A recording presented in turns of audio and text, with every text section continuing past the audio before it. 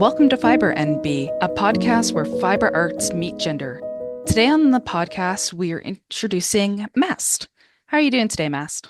I'm doing very well. Thank you. How are you doing? I'm doing great. It's a nice warm day, so it's weird for late October. I know that I shouldn't be so excited because it's not great for the environment, but it is what it is. Yeah, same here. Yeah, it's nice to not have the kids have to wear their Halloween costumes over top of like a winter snowsuit, though, so that's nice. That was my childhood. Yep. Same. All right, so first up, I go through a few demographic questions with you. So, went over your name, masked pronouns. You wrote they, them. Are there any other pronouns you use? No, they, them for now is good. And what age are you, if you don't mind me asking? Yeah, I am 44. And what term do you use for your gender identity? I guess it kind of depends on who's asking and what the situation is. If you're a cis person, I probably would say non-binary because that's the shortest answer that people seem to kind of understand. But it's been frustrating me lately that that sort of feels like it's the third gender in cis world. I don't know how it is for you, but so I would say like a longer answer. Well, queer just covers everything too. I like that a lot, just straight up queer. But gender fluid, gender flux, it kind of comes and goes for me. Sometimes I feel a little agender, sometimes I don't. But yeah, definitely outside of the binary options, and it moves around a lot for me over the years and day by day. Yeah, I know what you mean by non-binary became the third gender kind of thing because I used to dislike when the third gender option was like other, but at Mm, least other feels like it's broad enough to cover all the words, whereas non-binary people are like, "Oh, but you don't look like a girl trying to look like a boy or a boy trying to look like a girl." And it's like, but those aren't the only ways to be non-binary." yeah, yeah, there's infinite ways for us to be, and it can change, throughout our lives too. That's great. Yeah, and like you said, even day to day, Hmm. just depends on how you feel sometimes. Yeah. So for your fiber art, you wrote that you do crochet, and I saw that you do both. I don't even know what to call the crochet that most people do. I don't know if there's a term for it, like English crochet or something, as well as Tunisian crochet. Yeah, I mostly learned on YouTube. So yeah, I've been into that really since pandemic, but I started actually a long time ago and kind of made it a New Year's resolution in January of 2020 to learn how to read patterns and or at least like try to follow a pattern. So YouTube was the way that was most accessible for me to do that. And it was quite convenient that I had figured out like how to do squares in January of 2020, like right before pandemic hit and everybody was doing inside crafts. And so then I had lots of time to get into all kinds of other things. And I picked up Tunisian crochet along the way too. Yeah, I know what you mean. Like the pandemic was awful, but for us people who were inside people doing stuff anyway, it's like, oh my God, I have so much time now. Mm. Yeah. Yeah, so when you say that you wanted to learn how to follow a pattern, do you mean like a written out like single crochet two, double crochet, or do you mean like a chart pattern with the shorthand images? Oh, yeah, I haven't figured out how to do the images yet. So definitely the first option. Yeah. I learned how to crochet from an ex originally a long time ago. And then my grandmother saw me crocheting and was like making fun of how I was doing it. So then she showed me how to do it better. And I had figured out, I knew how to do rows back and forth. So I spent like probably a good 10 years just doing rows back and forth. So I could do like scarves or washcloths, but it was going to be some kind of a rectangle. And I just did that during meetings and forgot about it for a period of time. I got into doing needlepoint and some other things. I tried to learn how to knit, but that just didn't really stick for me. So yeah, I was really thinking about just doing something other than a rectangle. And I had kind of figured out how to do some stitches on my own without really knowing what they were called or anything, just messing around with yarn. But it was nice to learn what the stitches are actually called and start using them in patterns and that kind of thing. So did you find, so for myself, it took like five different tries to get crochet to stick in my head. And one of my biggest stumbling blocks was the fact that British and American use the same terms to mean different stitches. So did you find you had Mhm. that issue too? Yeah, and learning on YouTube, it took me a while to figure out what people were talking about, so I had to just slow down and rewatch what they were doing with their hands on the videos that I was looking at, and I still get it mixed up sometimes, but that always helps too if I'm looking at a pattern like that. If it's a written pattern, which I can do now, then I figure out where who's who wrote it or who published it, and you can usually tell what they're talking about that way. Yeah, I find that I just don't stumble onto a lot of the UK terminology as much anymore. So I don't know if maybe it's fading out or if it's just like my search engine is actually doing a good job just bringing me things from like the States since I'm Canadian. Yeah, most of what I've been doing lately has been US as well. Yeah, it's just, I don't know. It makes more sense to my head too. There's something about reading the way British people do it that I'm just like, this is a little confusing, but I'm actually really surprised that you stuck with rectangles at first because when I started it, I could not do rectangles or squares for the sake of me because I kept missing the last stitch or two. And it so like it kind of started slowly getting shorter. Yeah, I was listening to your podcast and I thought it was funny, like how our brains are just all different. And so there's so many ways to pick it up and just finding what works for you. Because I tried to do, when I had first learned, I did my first scarf and I thought, oh, next I want to do something with squares. And I made a square and it was great. And then I went to make my second square and it had five sides. And so and I could not for the life of me figure out how to fix it. So I just went back to rectangles for a long time. You made like a trans-dimensional square or something. Yes, yeah, it didn't work out, but I worked it into a I did a blanket where I was just going back and forth and making longer rows, and I kind of worked it into that, crocheted around it, so it's a little bit freestyle. You know, that's the best thing about crochet, though, is you can just yank your hook out anywhere and start again somewhere else and freestyle like that. Yeah, yeah, I love it. And I liked that, whenever I decided I was done, you just cut the yarn and tie it off, weave in the ends, and you're done. Yeah, have you ever heard of something called hyperbolic crochet? No, what's that? So it's like, how do I describe it? It's like 2D turning into 3D, and it's a kind of like freestyle. And like I've seen people use it to make things like coral reefs and stuff like this. Like it's got something to do with like math and fancy, I don't know, what's the word I'm looking for? The math word, algorithm stuff. Yeah, that sounds really cool. Yeah, it's really neat, but like just that whole idea of I can just, I don't have to worry about being constrained to how many stitches I started with or anything like that. Oh, that sounds really cool. Now I have another rabbit hole to look into. Well, don't blame me if you start making coral reefs for everybody in your family or in your friends.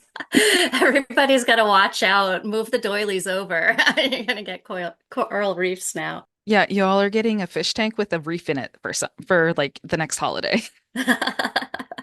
Okay, so you said that you started doing your crocheting like seriously, 2020, January before everything locked down. So you've been doing it for about 4 years now then, eh? Yeah. And what got you to come back to it? Because you said that your ex taught you in the first place, and then your grandma was like, "What are you doing? It's wrong." Yeah, I think I was turning the hook too much and she was like, let the hook work and then, you don't have to turn your wrist so much. So it was good advice.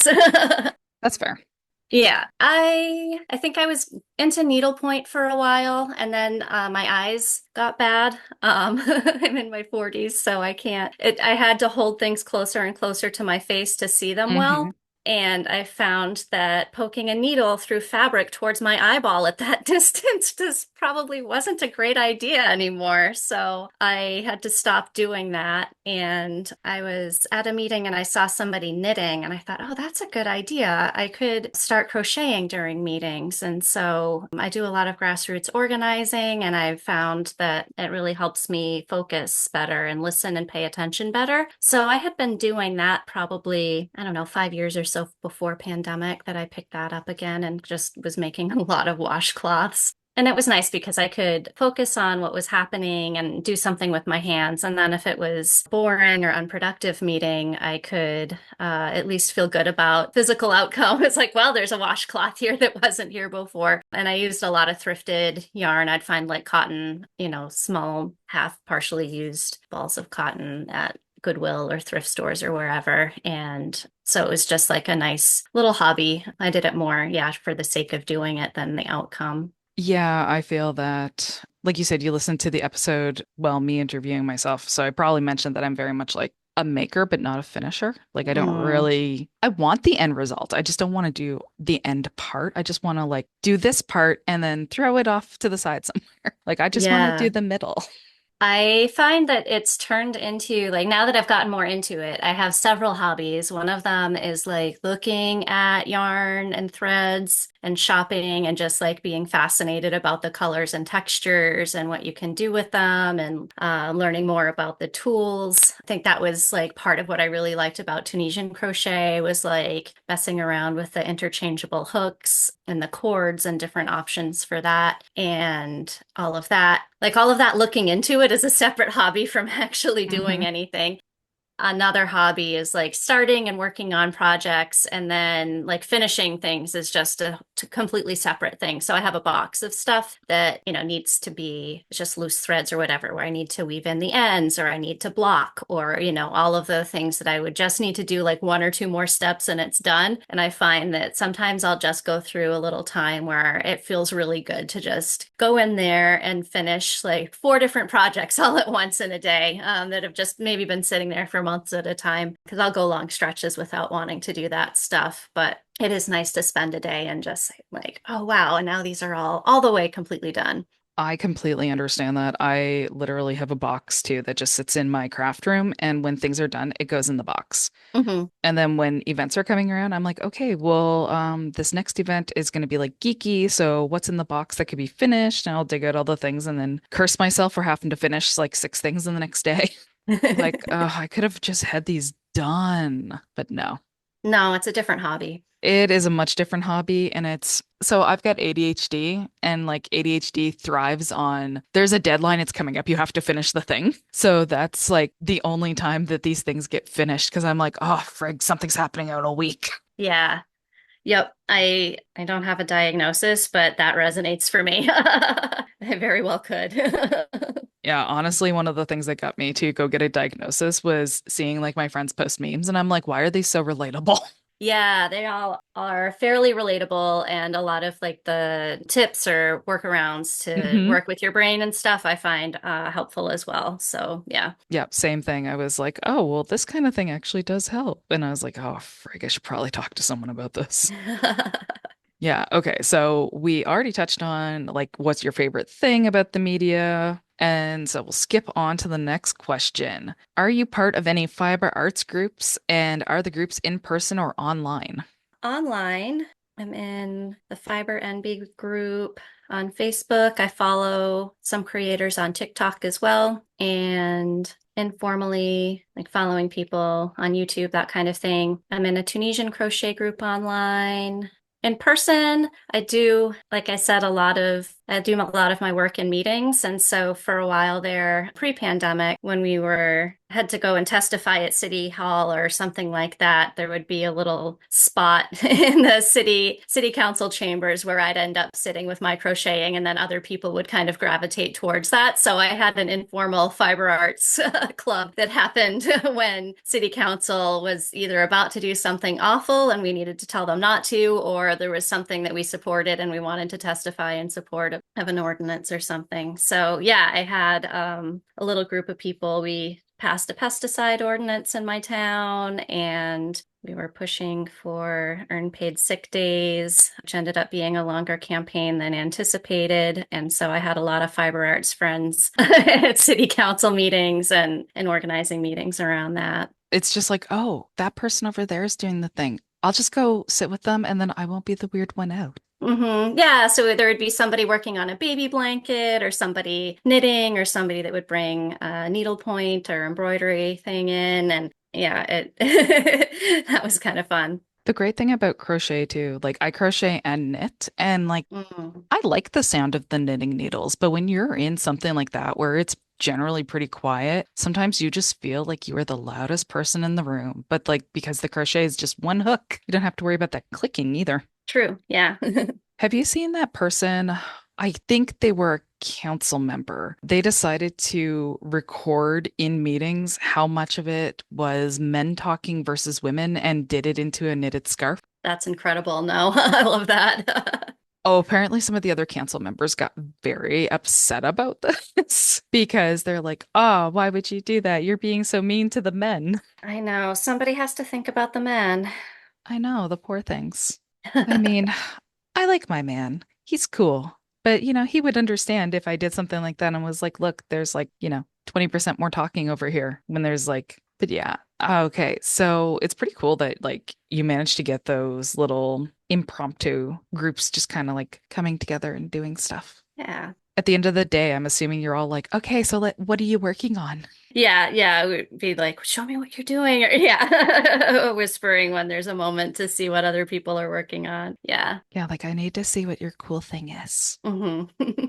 So, what do you like about the groups that you're in? And like, I know this sounds egotistical, nepotist, I don't know, since the Fiber Envy group is my group, but it's the question. So, I like seeing everybody's work that they post, and I haven't been all that active in any of the groups that I'm in lately. I've just been not feeling great about, the social media platforms generally. And so I've just been engaging with them less, but I still enjoy seeing other people's works in progress and what they've finished and getting ideas. And I think there's so much you can do with any of these mediums. And so just seeing like all of the creative things that I would never come up with or that feel beyond like what I'm capable of doing. And then it's been fun also like working on some things and thinking like, oh, I never could have done this project a year ago and like it looks really cool now. So it's I think inspiration and I think mostly those groups are fairly supportive. I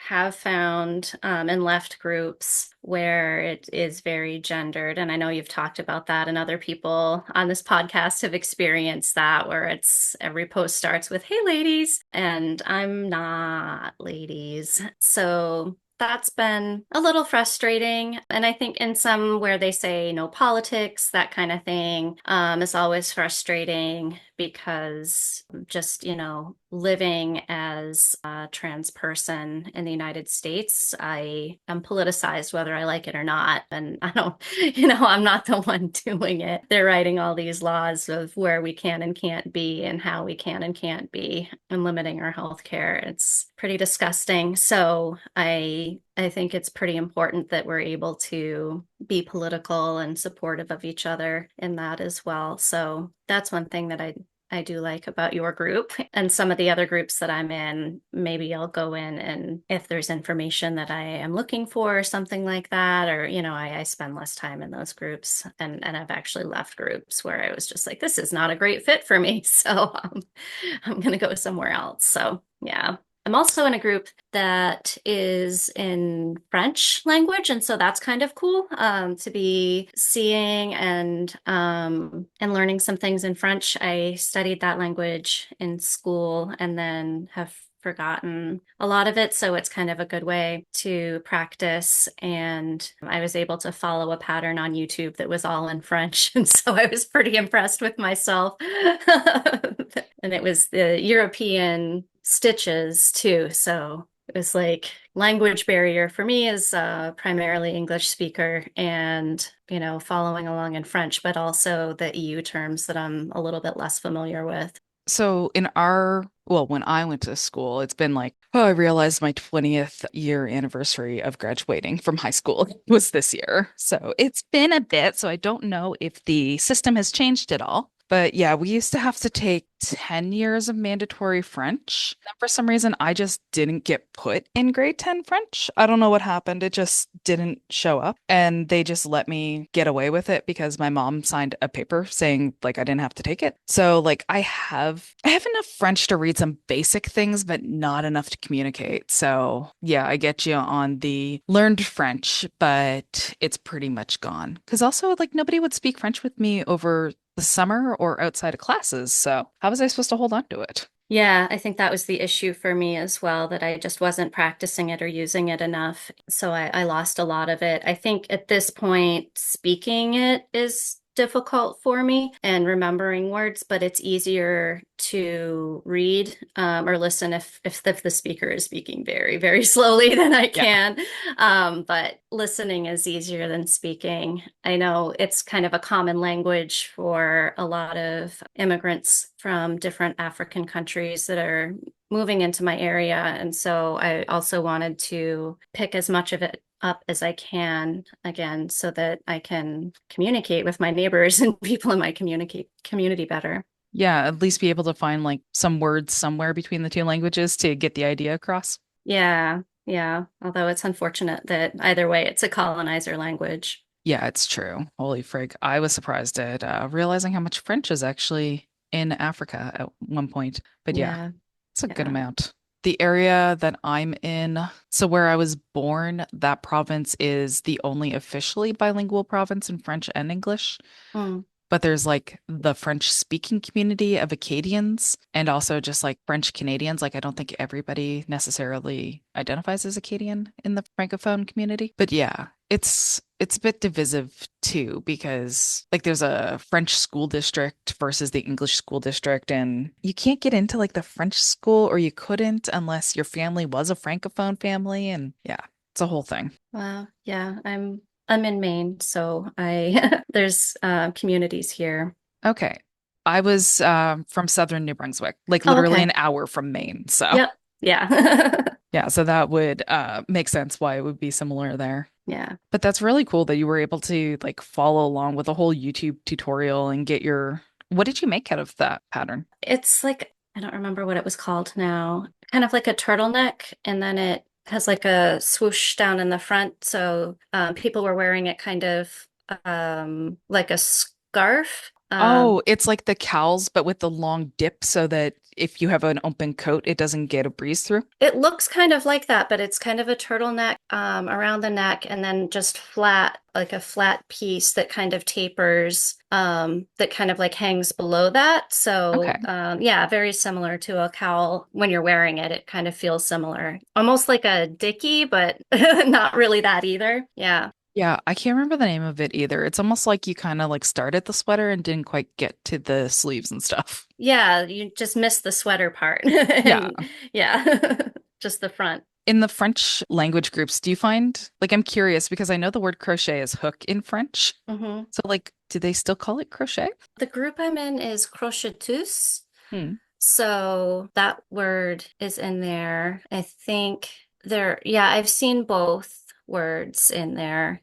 I think again, I'm not really fluent, but maybe it works almost, or like a slang or something. I think there's also English speakers that are in there. So there is some crossover probably in the terms. Okay. I've always just been kind of curious since I found out that crochet is hook, and I'm like, so wait, so what is it called? Do they just call it a hook? That can't be the name for the whole thing. Yeah. Yeah. I just saw what I picked up on the Facebook group too, so I don't want to say, I'm not really sure like where it came from or how it's used exactly. I'm doing my best to follow along and understand. Oh, you're already doing so much better than me. No doubt whatsoever. Okay, so moving on to the next question. Do you use your art to express yourself in regards to your gender? Yeah, I guess so. I think that, if I'm queer, everything I do is queer too. So I've been, I have made some things I've been on a doily kick lately. So I've made like non-binary flag colors, and rainbow colors and trans colors. And it's been fun just kind of playing with the color on them. I made a fanny pack. I feel like that's pretty gender. Um, Yeah. fanny packs generally. But yeah, I think that just like being trans and being queer, I think that that informs kind of my whole outlook and my experience of the world. So of course it's going to inform and impact any of the art and things that I'm doing. That's a really good answer because, art a lot of the times is a reflection of either what we're doing on the inside or something we want to talk about and express. So, yeah, I like that answer. Thanks. And I guess I found for me, it's also been very healing in ways that I didn't really expect or anticipate when I was getting into it. And so, yeah, in that way too, I think it's just an expression of what else is going on with me. Now, the real question, do you go with the pastel or the very vibrant colors for your flags? All. I like all the colors. So yeah, I've done both. I did a blanket that was kind of like muted, more pastel colors, and I really enjoyed working on that. It was like gradient yarn, so it changed slowly from one color into the next in a cake. So it was just very exciting to work through each color and see which one was next. And the blanket pattern is a circular shape and kind of repetitive, like four row stitch pattern. So once you kind of get into it, it's kind of meditative, and having the color changes along the way makes it, I don't know, just very interesting for me. I like doing those. But I've done stuff with the really vibrant colors, and I have some neon doily thread too that I really like. Oh man, some of that neon thread, I'm just kind of like, that is so freaking bright. If no matter where I put it, it's gonna stand out so much. Yeah, it's so obnoxious. That's why I like it. Yeah, especially the yellow and the green, like that Mm. highlighter color. You're just like, whoa. Yeah. Like, I'm glad that your, what's the word? Variegated yarn did the slow color changes because there's definitely been a Mm. few that I've bought, and it's just, granted, they're like cheaper mass produced ones. I'm not talking about like a hand dye that's screwed up or something, but yeah, I'm just like, oh, okay, that's the new color. We're just here. Yeah, I have some that are like that, and I think those work better for things where you're not really trying to show the stitches and the colors can just do what they do, and they pool a little bit and it's kind of neat. But yeah, some of them it's like who came up with this? But I just like the colors, so I'm okay with it. Yeah, that's fair. As long as you like the color in the end, that's really what matters because you're gonna have to stare at it, right? So. Yeah.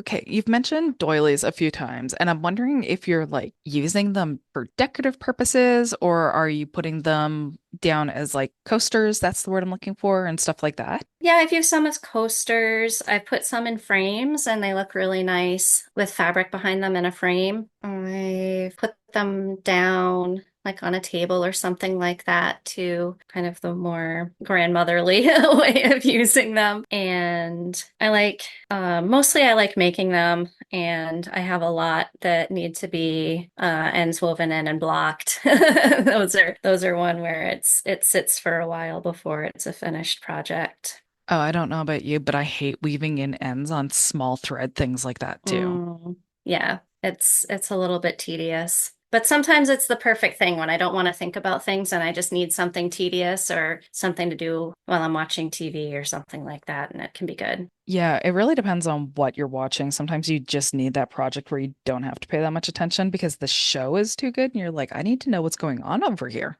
Yeah. Yep. Sometimes I sit next to my crochet and I don't end up doing anything with it. I just like, oh, I guess I just carried it around with me.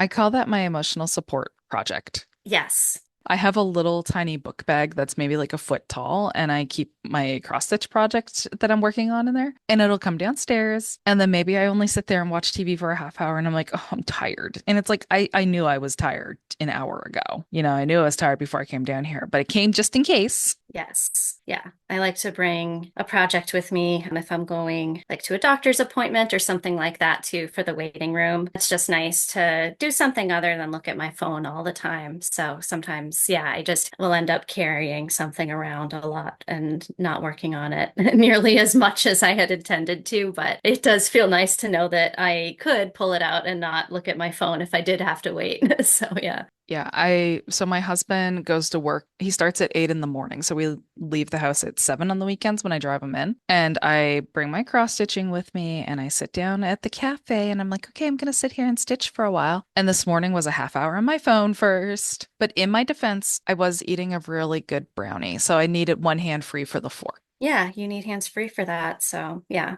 Yeah, it's a little hard to cross stitch and eat at the same time. No, and brownies are definitely not something that you should put off. Oh, it was such a good brownie too. Holy. I'm glad you had that. That sounds really yummy. Yeah, I don't normally get like a snack there, but I looked at their little platters they had out today and I was like, is that brownie? Like it was just like that very short and dense brownie where you can tell it's going to be nice and juicy and chewy. Juicy's not the right word, but moist. And Yeah, I was like, yeah, yeah, I need that. yeah, you needed that for sure. Yeah.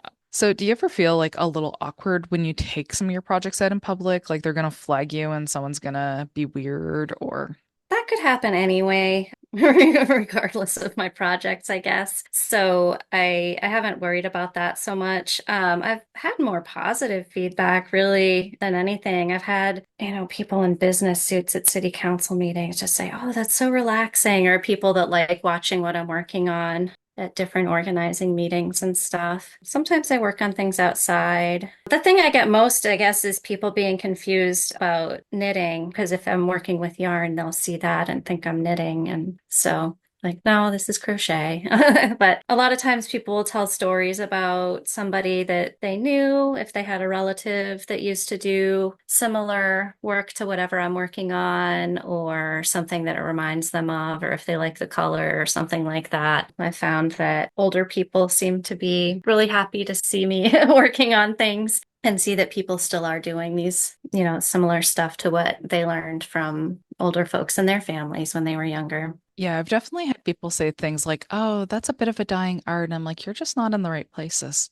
Yeah, I found a lot of younger people that are working on all of these things too, all the different fiber arts, and that's really cool to see. Yeah, and like the whole, "Oh, my mom did it or my grandmother did it." That actually happened to me once when I was sitting at a coffee shop and I had brought my shuttle tatting with me to work on. And this person remembered, I think it was their mom who had done it, but they didn't know what it was ever called to look it up to try and learn it themselves later. Oh, cool. Yeah, so that was neat that like they came over and they're like, "I'm sorry, I have some questions." And like I told them about like where I got my pattern and where I got my supplies and stuff like that. And they're like, "Great, now I can like go pick it up and try it myself." And I was like, "This was really nice."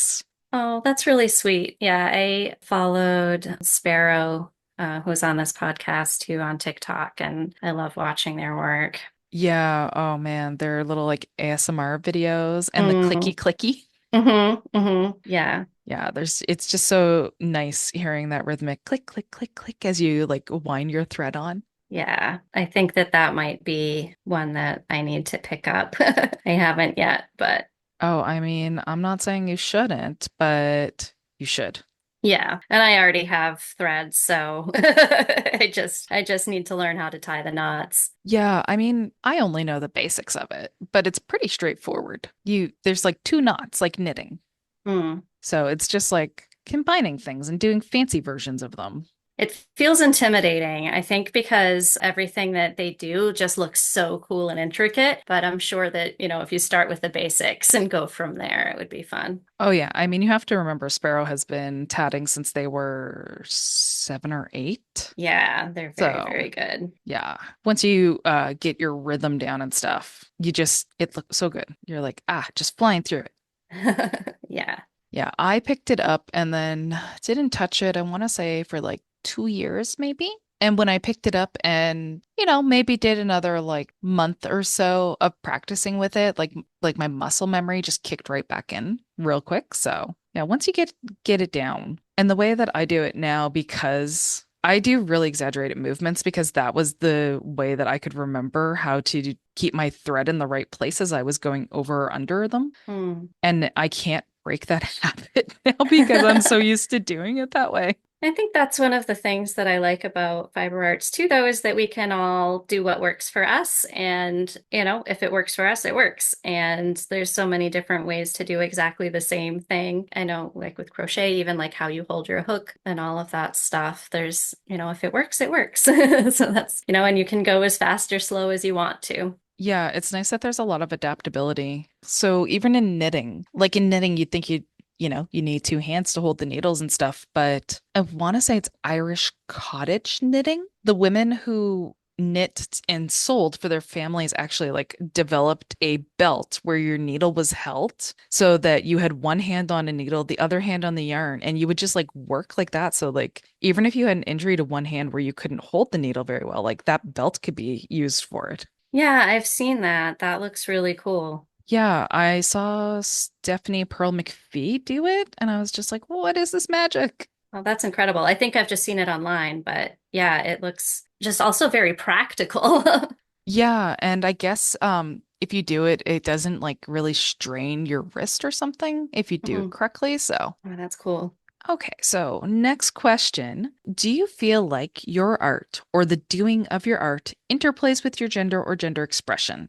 Example, many fiber arts have a social identity as being for women, either through domestic practices or through the fact that some of them are higher class women's pastimes. Yeah, I think, that's a good question. I think that's one thing that's been interesting for me, and I've thought about it in different ways since I started doing crochet and other fiber art stuff. I guess my mom always sewed when I was growing up, and she knits as well. And grandmother has done crochet and sewing and different things over the years, and that's something that, men in my family haven't done. So in that way, just in my own family experience, yes, it does kind of have that gendered feeling to it. And I've been frustrated by, the things that are considered to be fine art or whatever academically, like painting or sculpting or those kinds of things. There's ways for the artist to sign their work, and you can a needlepoint, but if you're crocheting and just crocheting, there's not even really a way to know whether something that I have is from my grandmother or her mother even. I have some older pieces, and she's told me when she gave them to me who made each one, but like there's no record of that on the piece even. So it's so anonymous, and I think that that's like just like kind of another layer of all of the ways that things that are considered to be women's work can be just anonymous, or, the work that went into that is just erased and not really valued. So I think in that way, it's interesting to think about and hold as I work on my stuff, but also not being a woman and doing the things that I'm doing. It's already kind of breaking that down. And I did learn from the ex that taught me was a guy. So I initially did learn from somebody that doesn't fall into that tradition. So I don't know if that answers your question, but I think that, yeah, that's definitely something that has factored into my experience of crocheting, and I think something that like comes out from my work is not being as aligned with that. Yeah, like in my family, nobody really did any fiber arts. My mom did it very briefly, but I can see what you mean that when you see it carried through in the women in your family, it's like, oh, okay, so like I'm expected to pick it up because of gender, because of assumed gender. Right. But like the signature thing is not something I'd thought of before. Because, like you said, you can kind of sign your embroidery, not always, depending on like how you've done it. But I hadn't thought of how the signature and the lack thereof adds to the anonymity and like that, oh, I know there's a sociological term for it, but it's like all the work that women do in the background because Yeah. people just kind of like take it for granted. Yeah. Yeah. And it's often unpaid. And I think there is that dynamic of like wealthy women doing fiber arts as a hobby versus like making clothing or things that are used in a different way versus like for decoration. And I think that it is interesting how things that are used, to make our homes beautiful or to make our spaces beautiful aren't considered art necessarily in the same way that like a painting on the wall would be or something like that. So that's kind of partly why I like to hang mine on the wall. And it's just because to me, it does feel like that. And anything that we do that makes our space and our world more beautiful feels, valuable. Yeah. No, like I don't know if this is 100% true, but I read somewhere that like the whole concept of black work is supposed to be exactly the same on the front and the back because Mhm. as a higher class woman, you would have had the time to just sit there and make sure that all your stitches were the same on both sides. But it's like if I'm embroidering, my peasant frock or something, it's because I have like 20 minutes to work on something. It's not Mhm. because I have like 3 hours to check both sides and make sure the inside looks perfect and yeah. So, like, definitely that ended up being a whole unique thing in itself as a women's thing, too, because that's another thing, too, is it's another frivolous thing that women do because they had the time. Even when they did have class, they still did something frivolously, not something that was worth time. Right. Yeah, I see what you're saying. Yeah. Sorry, that's a bit of a tangent now that my head's gone off in that way.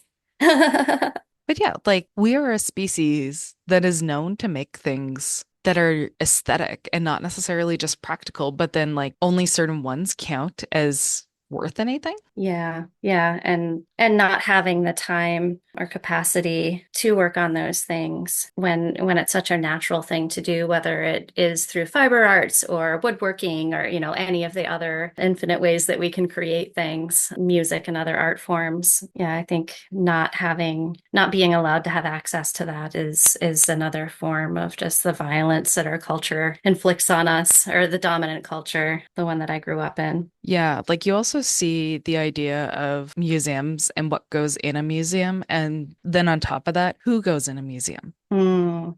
Like who's acceptable to go into these kind of spaces. And I'm glad I'm seeing more and more museums trying to break that and be like, all the art in here is for everybody, the history in here is for everybody. And also that they're museums of craft. Like specifically, their name is of craft because there is that frivolous, unnecessary, silly, invisible line between craft and art, too.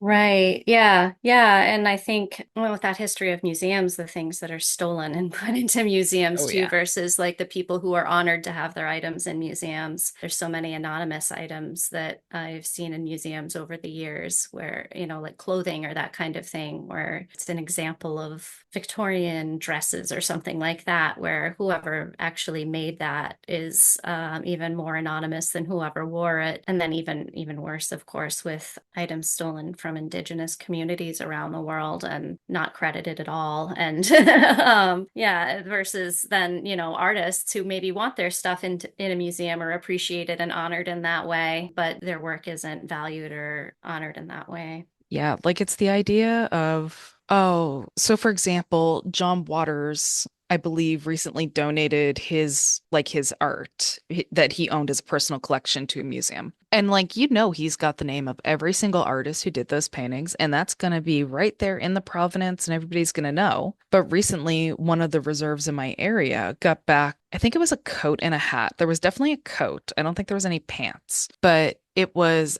believe it or not, they got it back from an Australian museum. Wow. Yeah, I know. Some dude came up here, bought it, I think it was in the 1800s, but like they didn't have the name of the person who made that work and like put the coat together and did the beadwork and the sewing and stuff on it. But they sure as hell had the name of the white guy who donated it. Wow. That's frustrating. I'm glad it's back. Yeah, I'm glad to see more places like bringing things back to the communities they came from too. Yeah. Yeah. I saw an argument for that. I've seen arguments where people are like, "Oh, but if we do that, like then museums don't have anything in them." But then I saw like a counter argument to that the people who made these things are still making them and like these arts are dying because nobody's buying them or like they're really time consuming and we don't live in a world that gives us that chance anymore. So museums buying like I don't even know if you could call them replicas because they're doing the same thing with the same tools a lot of the time, right? Like if you're practicing traditionally, you're doing a lot exactly the same as ancestors like 100, 200 years ago. So, like having people remake these items every couple of years, and then also people could handle them because you wouldn't have to worry about them disintegrating. Because if they do, you just buy another one and keep the tradition like funded so that some Mm. crafters can continue this. Yeah. Yeah. I think that's great. And I think, you could consider some of that to be modern art too. Like it's if people are using new techniques or putting their own spin on things, or, taking the traditional skills or tools and doing something, adding their own things to it too. Yeah, I mean, like cross stitching's been around for how long? But right now I'm cross stitching video game sprites. Right. Am I doing a traditional art or a modern art now? I don't know. Yeah. Yeah. I think that crossover is really cool. Yeah, I love seeing how much of that is becoming a thing where people are using old skills to do new things, Mm. or they're using like skills that were developed for hand making things in the home and stuff like that. But like these skills are actually really useful outside, like surgeons that have been like encouraged to do needlework and stuff because it keeps their hands flexible. Absolutely. Yeah, I had a friend growing up. His dad was a surgeon and he used to play video games to work on his hand-eye coordination. So yeah, yeah. That is a great idea, especially considering there have been, I don't know how far it's come. It's been a couple of years since I heard about it, but like surgeons in the US did like a surgery in France via robotics. Oh, wow.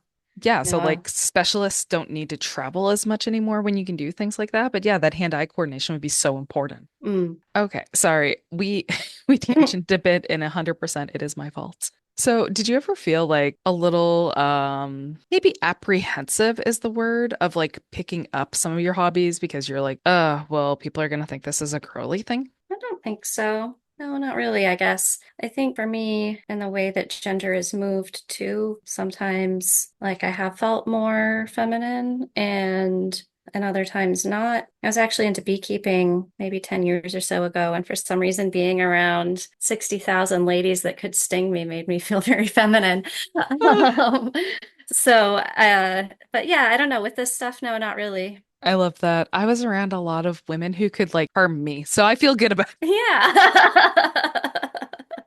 So wait, you said you were into it. Do you not beekeep anymore? No, I moved and wasn't able to keep my hives, unfortunately. Yeah, that's fair. I imagine they're not exactly conducive to all lifestyles in all places. No, it was a lot of time. I did try for a year or so keeping bees at a farm kind of local to where I was living, but it was just hard getting out there and doing the things I needed to do on days when the weather matched up with what needed Mm, to be done outside, and my work schedule and everything. It's definitely much easier when you can just go outside where you are and get there easily. So it wasn't sustainable for me. It didn't feel fair to try to keep them and not do it well. that's fair, yeah, because like, I mean, I don't know if this is true, so tell me if I'm wrong, but I feel like the kinds of bees that you would have in a hive, like to a point, they have been partially domesticated, and therefore there is a certain amount of humans need to interact with them for them to be perfectly healthy. Yeah, there's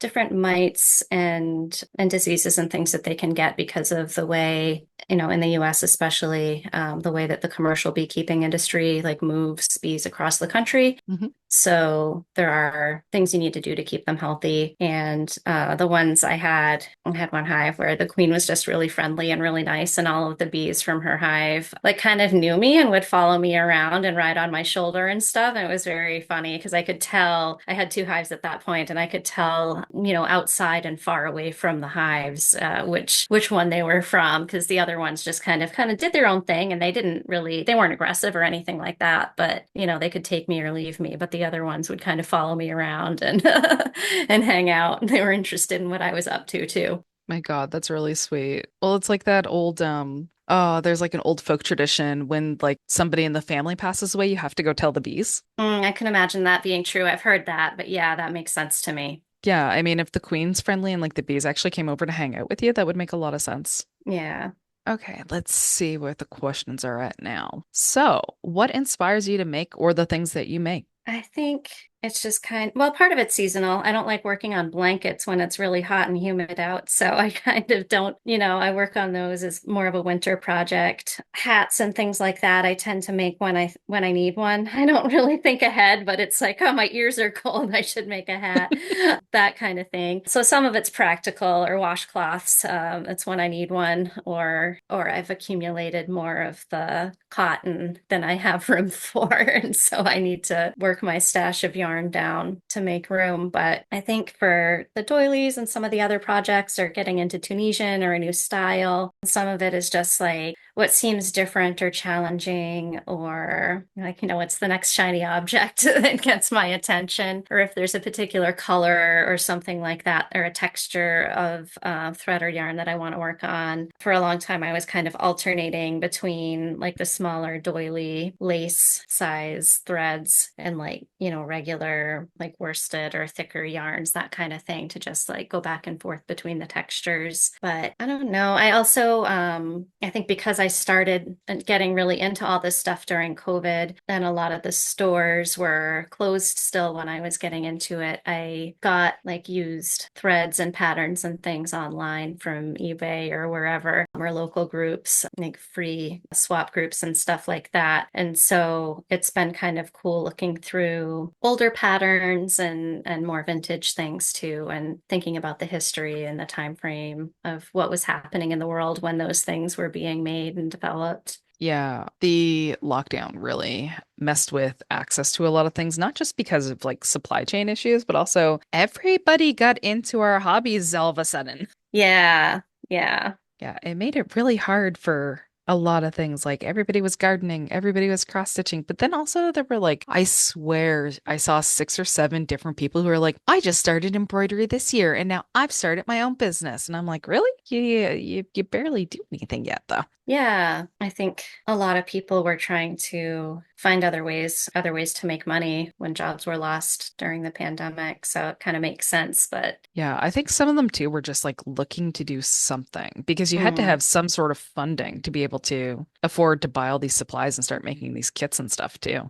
true. So you're very practical about the way that you make things, though. I think so. I do like I do like thrifting materials as much as I can. I think it also just makes me feel good to be using things that were just taking up space and no one else was using and putting things together. My mom has come down with bags of leftover yarn and from projects that she's worked on. So it's kind of fun to like see, okay, I've got this color and that color. Like, what can I do with that? Like this amount of these things. And it kind of adds another little challenge that makes it fun to think about. And I had a friend from high school that sent me a grandparent's box of different threads and things, and she had passed many years before, but I think it was just hard for the family to let go of some of her things. And so she wanted it to go somewhere where somebody would use it and not just, put it up in a resale group or something like that. So it's been fun incorporating different materials from different places. My grandmother gave me some of her tiny crochet hooks and stuff like that too. So I think it kind of connects me in different ways to different people. And some of them, the people that were giving up boxes of this kind of stuff on eBay, I don't really know the story of where those materials came from. So, but I still like to think about the crafters that had picked those supplies out and the projects that they had intended to use them for and what I'm using them for and how they all kind of come together. Yeah, years ago, I went to a thrift shop and, like, you got your little section with your yarn and your needles and stuff. And I'm looking and I'm like, there's too much nice yarn here. Somebody's like aunt or grandmother died. Like, Yeah, like there's too much good quality stuff here, but also what a blessing to me because you don't know how right. much this yarn cost.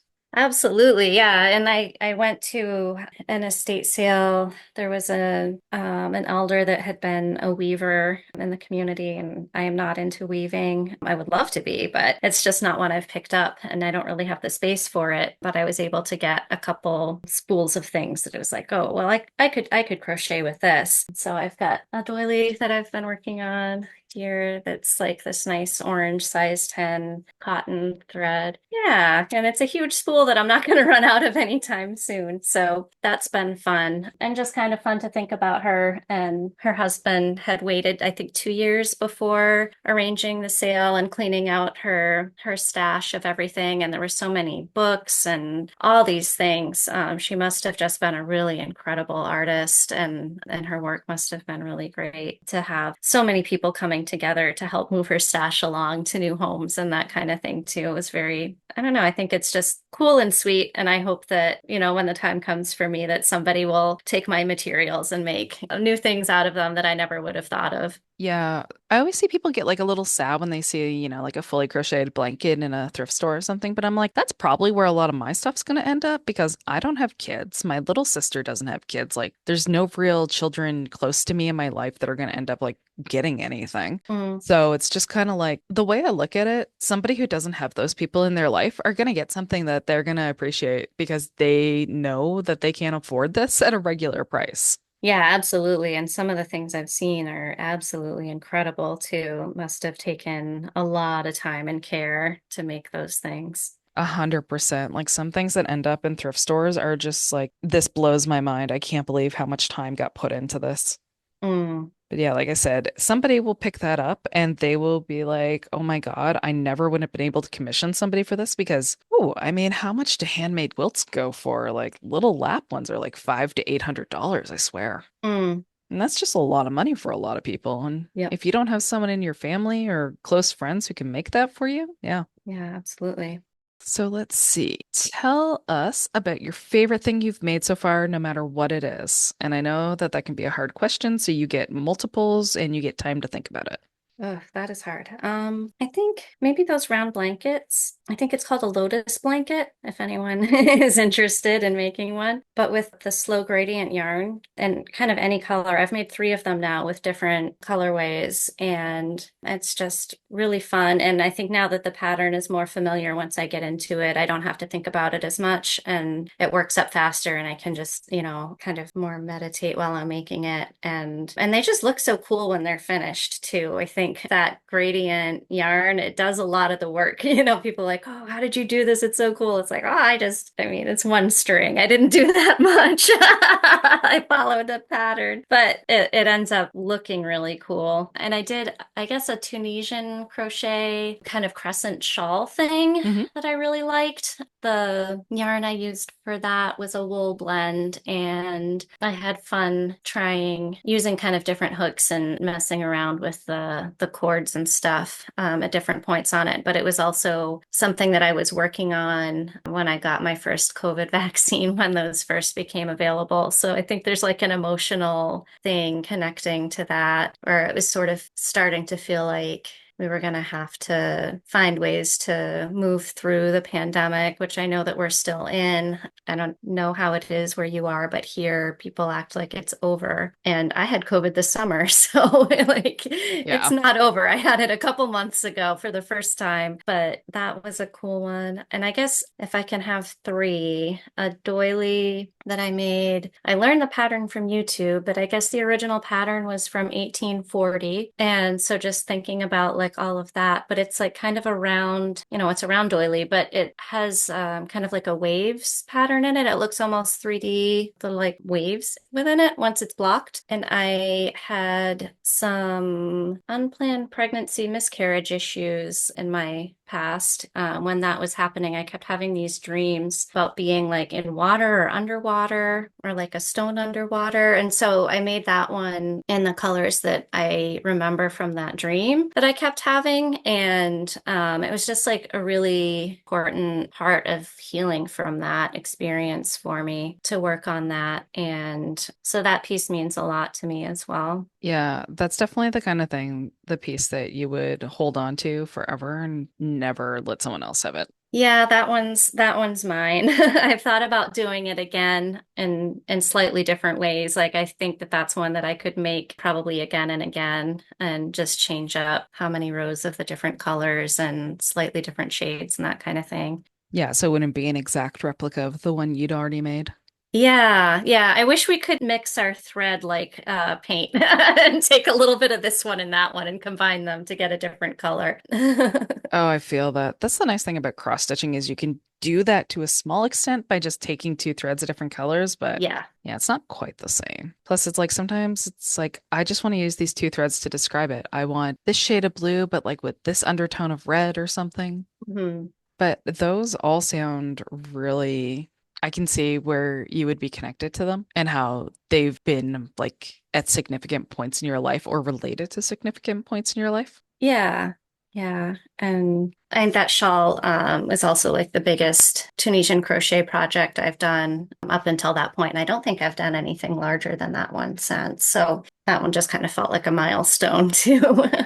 That's fair. Shawls are a big freaking thing to get through. Mm. So, and like when you do the Tunisian, you go all the way across and all the way back. So every row probably, I assume you went across it as opposed to like back and forth from one tip to the other. So those rows must have felt so long sometimes. Yeah, by the end it was long. I kept having to increase the size of the cords that I was using. And yeah, the increases, I think I botched the increases. It's also something that I am keeping partly because it's not perfect, but that's okay. I'm not either, and it is cozy. And yeah, it started, a small little, I mean, kind of like a crescent shape and obviously got bigger, but it feels like you're working every row twice Yeah. because you have to do that back pass. But I think the back pass is I don't know, something, it's just like fun to go through it once you have the muscle memory and you're not, for me anyways, it was slower when I was learning, of course. But once I kind of got the hang of it, it was just like, oh, fun, like da da da da da da da da, and that one goes faster and then it's just done. Yeah, that's fair. I can see that. Because I mean, I only did Tunisian crochet for a short period and then found it was too hard on my wrist, so I couldn't keep it up. Mm. But like most of the working is done on the way across, and then you finish up like you don't do as much work on the way back to finish the stitch, right? Right. Yeah, so definitely on the way back. I can see how that would feel a little quicker. Hmm. Okay, so that's all I've got to ask you. If there's anything in particular that you'd like to talk about that we haven't touched on or anything like that, feel free. I think we did cover a lot. I guess one of the things that I found really helpful in healing is just learning this process and like kind of learning how to learn and learning how to do patterns and that kind of thing. And I've found that like the lessons that I've learned from crocheting have carried over to other areas of my life or life in general, kind of in ways that I didn't really anticipate learning as an older person. And I think it's probably different if you learn as a younger person, but just patience of, making a mistake and going back and having to tear out all of the work that you just did and making it again, or abandoning it and saying this isn't working for me and I'm not interested in it right now and putting it away, or having that box of projects that are so close to finished and just being completely comfortable with that, like they're over there for when I'm ready to do it, and just kind of moving at my own pace and having the permission to do that, to not have everything be perfect and to include mistakes in my work, as well as like going back and fixing them and finding the balance and all of that, I think has been really cool and really healing. This doily that I'm working on now, it's kind of like a light green. It's going to be a 3D pattern. Kind of once it's blocked, it's gonna, I hope, hopefully look really cool. But I was playing Yarn Chicken and I lost Oh a no. couple rows before the end. And so I was trying to think about what I could do. I had already gotten, it's 31 rows. I'd already gotten 20 something rows in and realized that I wasn't going to have enough thread. So I undid everything and started with a smaller hook size. So this is the second time I've made this one and I still ran out, which I knew was going to maybe happen and it did, and that's okay. But I went through and kind of have this like copper row that I made, and then a slightly different shade of green that's going around the outside edge of it now. So I kind of decided to make it like a visible, make it look like a visible repair kind of within the creation of it because of the yarn chicken loss.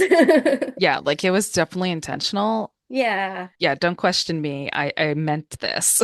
I meant this, yeah, but I think it's kind of turning out kind of cool, and I think that it's just like another way that like where I'm at in life and like what I have for materials and everything is just sort of showing up in the work. And I think that, even though I'm just following a pattern, there's so many ways to put your own personality or your own situation into the work that you're doing. So I think that's also really cool that, nobody else probably is going to have this quite like this. Yeah, like the chances of matching the color and everything and getting it at the right row would be so slim. Yeah, yeah, like it's definitely a different shade. It's like slightly darker. And I thought about trying, like I actually ended up ordering some more of this color, but it's not going to be the same dye lot and it wouldn't match anyway. So I thought, well, why try to make it match? Why not just get one that's obviously a little different and do it that way and kind of go with it? Yeah, that's fair. When you try to match it, sometimes it doesn't match in that way that's not obvious at first, and you're like, something's wrong, but I can't tell what. And it's more annoying than just go ahead and intentionally do it. Yeah, it's kind of disconcerting when you're not, yeah, when Yeah. you're trying and it's not quite working out. So I thought, you know what, I'm going to make it very obvious that it didn't quite work out. And you can see exactly where the color changes are in the middle of the rows. And that's part of it now. Excellent choice. Okay, so where can people find you on the internet if they are looking for your art to check out? Right now, you kind of can't. I should post more in your group. That could be a place. To be fair, I don't even post in the group that much because I'm terrible about uploading things to Facebook. Yeah, I have thought about, and since we scheduled this, I was like, maybe I should make a social media page. I'm not on Instagram. I'm not on whatever Twitter is now, Mm. and I am on TikTok, but I don't really make videos on there. I also lost my phone, so a lot of pictures of my old my older projects are gone, so that's sad. It's the only thing social media is good for. Yeah, yeah. I just don't love that people are making billions of dollars off of other people's work that they're putting out there freely. And I wish that I could share it freely without, subjecting myself to algorithms and that kind of thing. Oh, I understand.